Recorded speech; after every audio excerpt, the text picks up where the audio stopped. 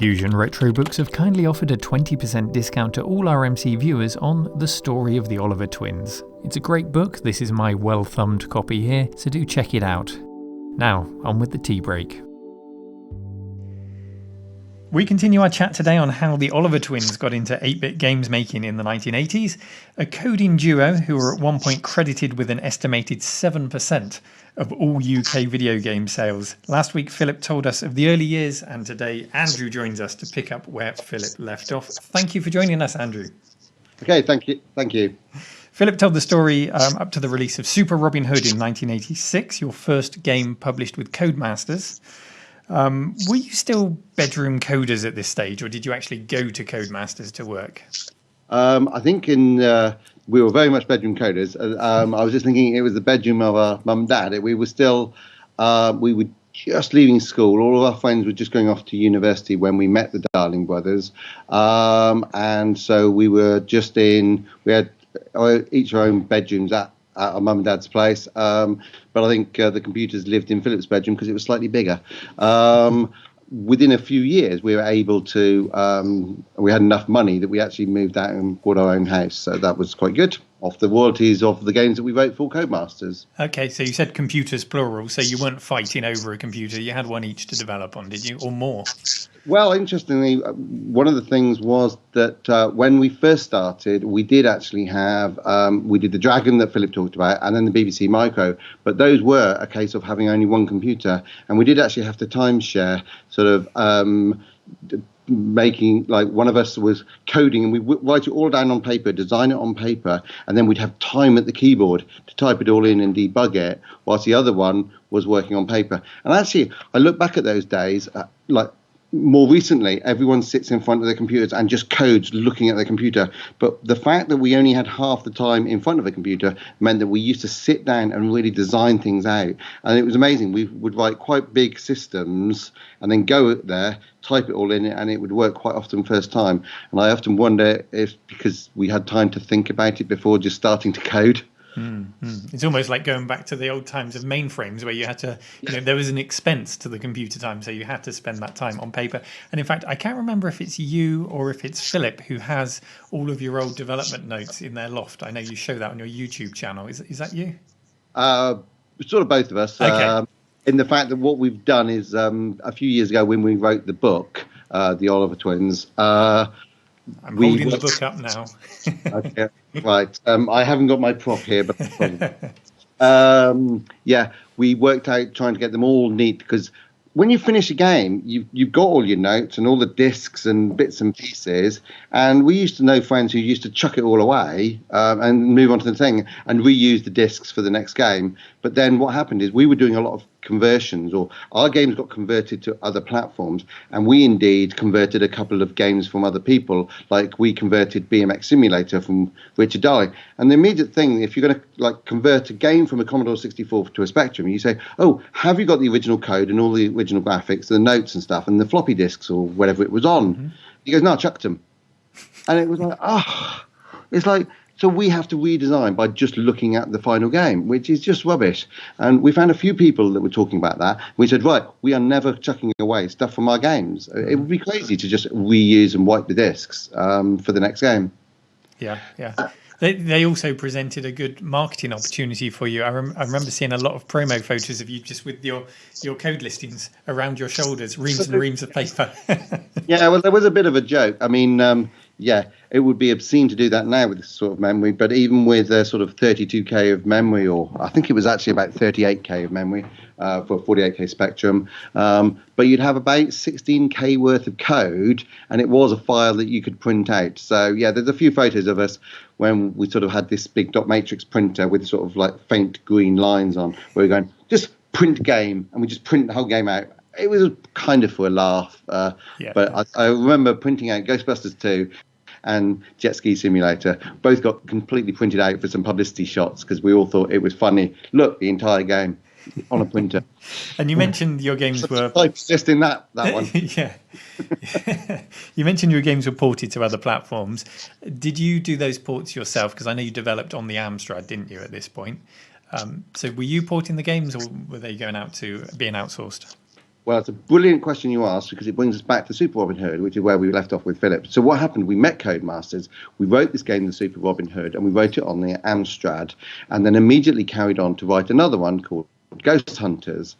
Meanwhile, Super Robin Hood went to #1 in the charts on the Amstrad, and the darlings were saying the real money's on the Spectrum and Commodore 64. So what we'll do is we'll get some guys to convert your games that are already finished sort of onto these other platforms while you get on and make more games. And we thought, fine, hunky-dory. Saves us having to sort of learn the other machines and rework the same sort of stuff that we'd already done. So we carried on with Ghost Hunters, which was another sort of platform game. So the idea of Super Robin Hood was running around with archery type mechanics, climbing up and down ladders, jumping across gaps to rescue Maid Marian. A really obvious sideways scrolling platform idea. Actually, it wasn't scrolling, it was flick screen at that point. So that was a good concept. So then what we wanted to do is do roughly the same sort of gameplay because it worked as a gameplay, but put a different slant on it. So Ghost Hunters was the idea that it was a haunted mansion, and we were kind of fans of Scooby-Doo and Ghostbusters, and generally thought, let's see if we can make a spooky castle rather than a old medieval castle. And that's where Ghost Hunters came from. Finished Ghost Hunters, got that out. Didn't sell quite as well as Super Robin Hood, but did okay. Then decided we would do a car racing game. So that was Grand Prix Simulator, loosely based on the idea that Rich Darling's game was BMX Simulator. So overhead, bikes going around a course, but wouldn't cars be more trendy? So we thought, well, we'll just call it Grand Prix Simulator, roughly the same gameplay that we knew worked, but cars instead of bikes. Now, the interesting thing is, at that time, there was a game that came out in the arcades called Super Sprint. Activision licensed Super Sprint to bring it to home computers. Our game came out, and they then sort of served notice on Codemasters to withdraw the game immediately because clearly this was a copy of Super Sprint, of which they have bought the rights, and they were getting it converted for the home computers, but it hadn't quite come out yet, whereas ours was starting to sell really well now. So Codemasters thought this was hilarious, that because actually our game was nothing to do with Super Sprint. Our game was a car version of BMX Simulator, which had come out sort of some time ago. Before Super Sprint in the arcades? Before Super Sprint in the arcades, but there was a game, I think it was called Sprint, actually. I think it's a really old black and white dotty thing, but you just wouldn't recognise it. But it was quite a Wild West back then. I've got a couple of games in front of me now to illustrate this point. I've got Crazy Kong by Interceptor Software and Cuddly Q-Bert, spelled C-U-Bert. The complete rip-offs of... there was Acorn Soft, Philip about this yesterday. Acorn Soft did a whole set of arcade games, and they literally were the copy of the arcade game, but they just changed the name. So Snapper was Pac-Man, Planetoid was Defender, Mr. E was Dig Dug. I don't know. There's about 8 to 10 of them, and they were absolutely identical, even to the point that the Mr. E game, I thought this was really funny. There was a bug that you could abuse, and there was a sort of technique where you could abuse the arcade game to suddenly get extra points. And that same bug existed in the BBC version of the game. And it's like, when they sort of copied these things, did they copy it from looking at it? Or did they literally take the arcade board and use the code? Because actually, arcade boards were 6502, and so was the BBC Micro. Yeah. So to me, it feels like they didn't just copy by looking at them. They may have copied them by actually pulling down the code and reworking them slightly to change the name and change the graphics a little bit. Well, moving on quickly. Moving on quickly. You guys. Conversions or not conversions, we were busy writing Grand Prix Simulator, and Robin Hood wasn't even out on the Spectrum and Amstrad. The guys who were working on it were taking ages, and we were getting frustrated. And Codemasters, we were just finishing Ghost Hunters, and the darlings just said, look, don't get frustrated at other people trying to convert your games. Why don't you just convert them yourselves? And we're going, because it's a lot more work. But then we thought, actually, maybe it's not. Dave Darling actually sent us a Spectrum in the post because we were working from our bedroom, parents' bedroom, and said, do you want to have a go at doing it yourself? And actually, the Amstrad and the Spectrum were both Z80, and we got a way of working it so that we could program the Spectrum from the Amstrad. Literally, they were plugged together with a printer cable, and we could port the code down into the Spectrum and see our game running. And then we just debugged it because the screen format was different.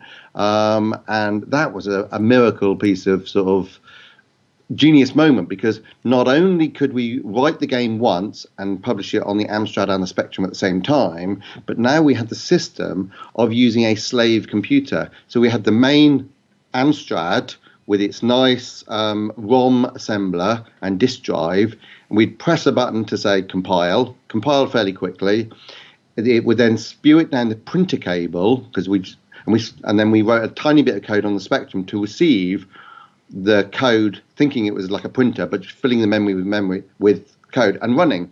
And if it crashed, it didn't matter, because you just press send again and it would send straight down. And so our development suddenly was on 2 platforms, and we were able to develop faster. Yeah, and you were developing at a furious pace. You were kicking out 6, 7, 8 games, maybe even a year, both from a lifestyle and a technical perspective. How did you maintain such a high output? So we had set the goal. Philip had told you about the fact that our dad said we didn't need to go to university if we could make more money. So we had to make money. And at that point, you didn't get much money per game. So therefore, you have to multiply up the games. And so we set ourselves the goal of like, right, a game a month. And if we can make whatever, we were thinking maybe 5,000, whatever, then we definitely make enough money. Actually, some of them did much better than that, so that's quite good. But in our minds, it was like game a month. They never quite worked. You never quite fit it in. It was probably more like 6 to 8 weeks. But some actually we did a bit quicker. But we had been used to being at school all day, so therefore got the work mentality and doing A-levels and stuff, working a lot of homework. And also we'd go out with our mates. But as we entered the sort of September and we didn't go to university, all of our friends went to university. There was literally no one to go out with. So we were just stuck at home, and we'd had one success with this Super Robin Hood, and everyone, people used to talk to us saying, well, that's great, and that's wonderful, and it looks like you've got a lot of money, but it's probably just a one-hit wonder. And there was a lot of, it was the time, I remember, of Bros. I tried to forget about it, but we listened to the radio a lot. But everyone would say it's a one-hit wonder. You'll never hear of them again, which actually, in their case, is true. They said the same. It was actually the same time as Kylie Minogue, and there was somebody else.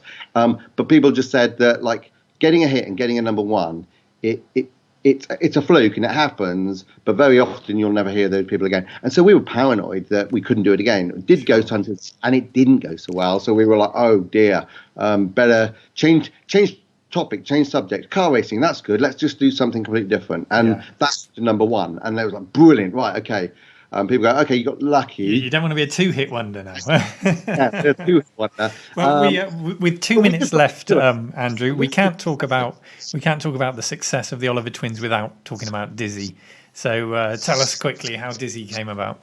So on finishing Grand Prix Simulator, we wanted to go back and do a platform game, and we were wondering if there's a way to rework another style of platform game. And one thing that really annoyed us about Jet Set Willy and Manic Miner and other ones, they were absolutely rock hard. And we said, right, we want to do a platform game that is more akin to the market. We realized that the market was a lot of young kids. And we were saying something like a Disney thing would work quite well. Make it like a cartoon, but don't make it so difficult that all the jumps are like pixel perfect jumps and things are going to kill you all the time. So we thought, well, let's make the gameplay a little bit about that, but more about a story and about the puzzle and solving things. Because there had been some games where you had to find the right keys for the right doors. And it was a Firebird game, and you had to sort of like, oh, this is key C, go and find door C. And you're trying to open up the map, just lining up the right keys. And we thought, well, you could have just made that far more interesting puzzle. Like you've got to, but it is fundamentally key and door. We were just trying to dress up the graphic and the story. Yeah. Well, Dizzy turned into a huge success for you guys. Your career continued to be fruitful well into the 90s and beyond. But just reflecting now on those early years, the 8-bit micro releases, is there anything you guys would have done differently with hindsight? I think we got most things right. I think I've got to say it. I think we should have done a better contract so that we kept the rights to Dizzy. But anyway, because obviously time went on, things got a little bit difficult with consoles coming along. That's the 15-minute alarm going off there. Sorry, I'm really sorry. I've started, so I'll finish. Yeah, we probably should have done a better contract so that we owned it. And things did get difficult at Codemasters, and we decided to part company. But in parting company, we sort of lost Dizzy along the way, which is a shame.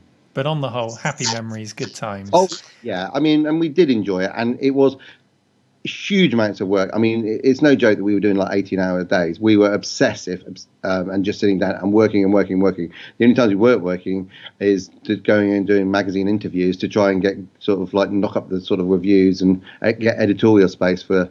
Because I always thought it was funny. They called us rock stars. It's like, well, we're talking to you now, and it all seems very flash. But you know what? We just spend our entire time in front of keyboards and screens. Well, on behalf of myself and anyone else who's enjoyed your games, thank you for all the effort that you put in. Is the book still available? I'm holding it up here. Absolutely. I'm sure it's on Amazon, but I know that you can buy it from Retro Fusion. FusionRetroBooks.com. FusionRetroBooks.com, yes. There you go. So if you want to hear the complete story of the Oliver Twins, there's a huge amount of information in here. It's a great book. Andrew, thank you, and pass my regards on to Philip as well. Thank you for your time, guys. Cheers. Care. Thank you very much.